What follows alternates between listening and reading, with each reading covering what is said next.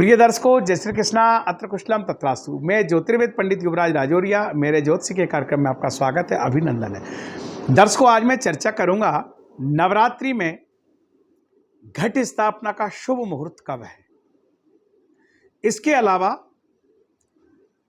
घट स्थापना की विधि क्या है, नवरात्रि में हमें साधना किस प्रकार करना चाहिए, हमें किन मंत्रों का जाप करना चाहिए, हमें किन चीज़ों का, किन जो है शास्त्रों का पाठ करना चाहिए, इसका सारा विधान आपको बतलाऊंगा। इसके अलावा नवरात्रि सामाजिक दृष्टिकोण से भी और वैज्ञानिक दृष्टिकोण से कितनी महत्वपूर्ण है, ये सब आज मैं आपसे चर्चा करूंगा। इसके पहले मैं आपसे निवेदन करना चाहूँगा कि किसी भी ब्राह्मण से, किसी गुरु से, किसी भी जाति से कोई लेना देना नहीं है। आप किसी से भी यदि ज्ञान प्राप्त करना चाहें तो उन्हें भेंट अवश्य देना चाहिए, उसको हम दक्षिणा भी कहते हैं।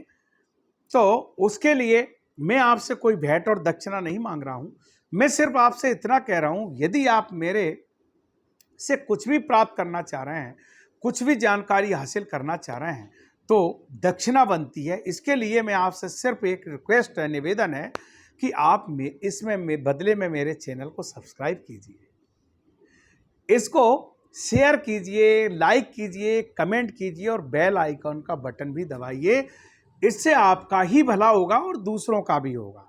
जैसे ही मेरा कोई लेटेस्ट वीडियो आएगा जिससे मैं किसी तीज त्योहार का विश्लेषण करूंगा या मैं ग्रहों का विश्लेषण करूंगा, तो उसकी जानकारी तत्काल सबसे पहले आपके पास पहुंचेगी, यदि आप चैनल को सब्सक्राइब करते हैं तो आपसे निवेदन है, आप चैनल सब्सक्राइब कीजिए, बेल आइकॉन दबाइए, शेयर, लाइक, कमेंट भी कीजिए। दर्शकों, मैं बात कर रहा हूं मां के नवरात्रों की।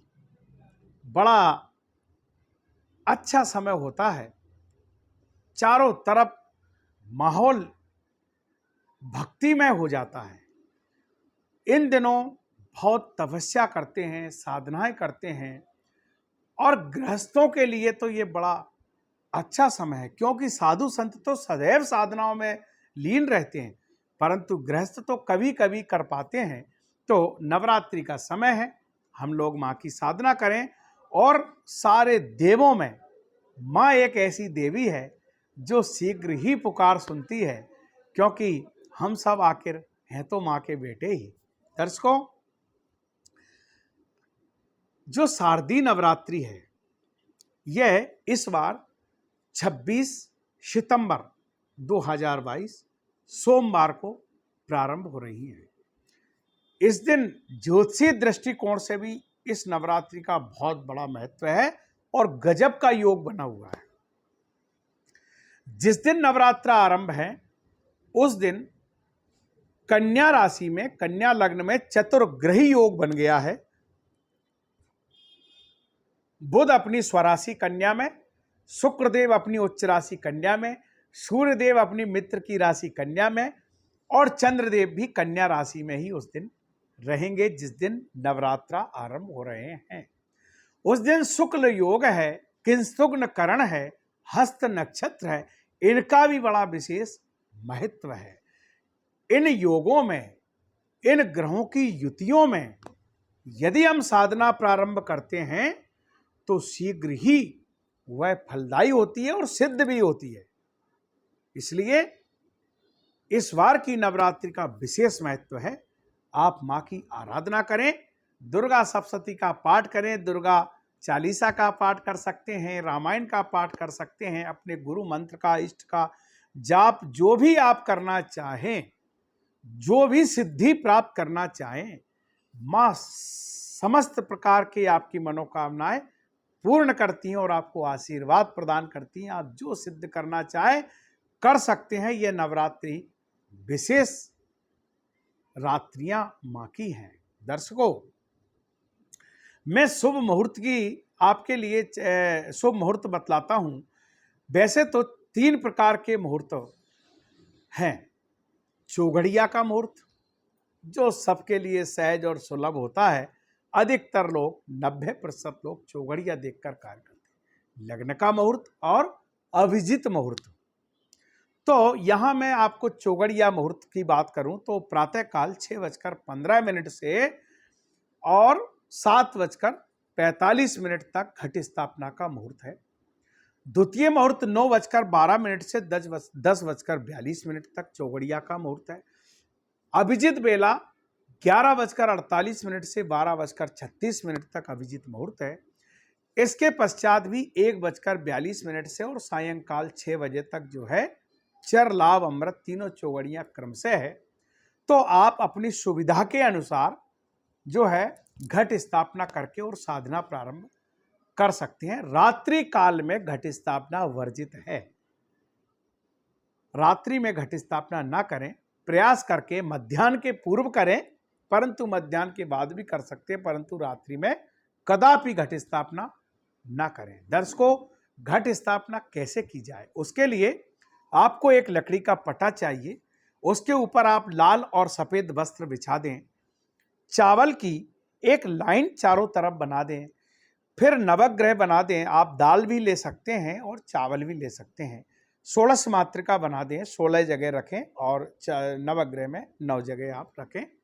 इसके बाद में चावल से आप अष्टदल कमल बनावें, 2 स्वास्तिक बनावें और अष्टदल कमल पे आप घट स्थापित करें। घट आपका मिट्टी का भी हो सकता है। यदि मिट्टी का घट उपलब्ध ना हो तो आप तांबे का या पीतल का घड़ा भी आप ले सकते हैं। उसमें एक गोल सुपारी, हल्दी की गांठ और 1 पैसा अवश्य डालें। उसमें जो है कलावा बांधें, उसमें स्वास्तिक का चिन्ह बनाएं, तिलक लगाएं और एक नारियल लें। उसके ऊपर आप मोली बांध करके और उस पे आम के पत्ते रख के कलश पर नारियल रखें।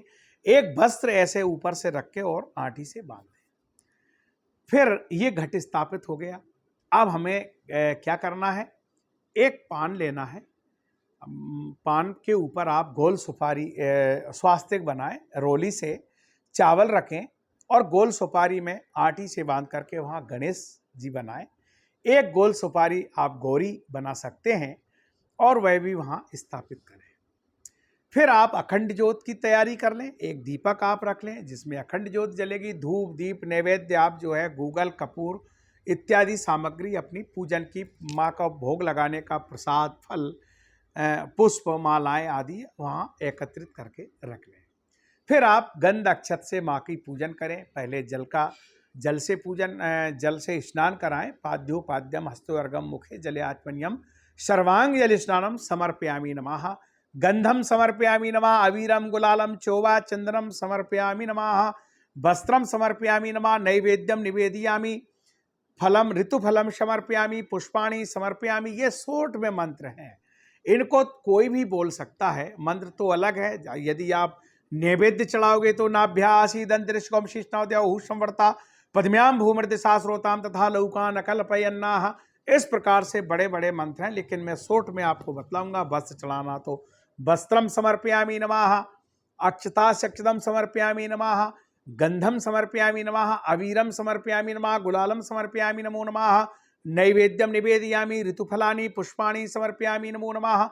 इस प्रकार से माँ की पूजन करें। गंध अक्षत धूप दीप नैवेद्य से पूजन करें और अखंड ज्योति प्रारंभ करें। ओम चंद्रमा मनसो जात चक्षुः सूर्यो अजायते श्रोत्राद्वायस प्राणश मुखाद अग्निर जायते है। चंद्रमा का जो है आप अपनी ज्योत का पूजन करें और ज्योत दीपक आप अखंड दीपक जला देवें। माँ का चित्र भी वहाँ स्थापित कर सकते हैं, उसकी पूजन करें। फिर आप गूगल से, कपूर से और धूप से इत्यादि से आप होम करें, माँ की आरती करें, भोग लगाएं और जो भी आप पाठ करना चाहें वह पाठ करें। दर्शकों, कन्या पूजन का नवरात्रि में विशेष महत्व है। आप एक कन्या का पूजन प्रतिदिन कर सकते हैं। लोग अलग अलग क्रम से करते हैं, एक प्रतिदिन, एक दिन एक, दूसरे दिन 2, तीसरे दिन 3, इस प्रकार भी करते हैं। परंतु यदि संभव ना हो तो आप अष्टमी और नवमी के दिन कन्या पूजन अवश्य करें। कन्या पूजन का एक बहुत शानदार उपाय आपको मैं दूंगा। इसके पूर्व में और भी कोई चर्चा आपसे इस संबंध में कर रहा हूं। आपको जो है व्रत करना है, 9 दिन फलाहार करना है, धरती पे भूमि पर आप शयन करें।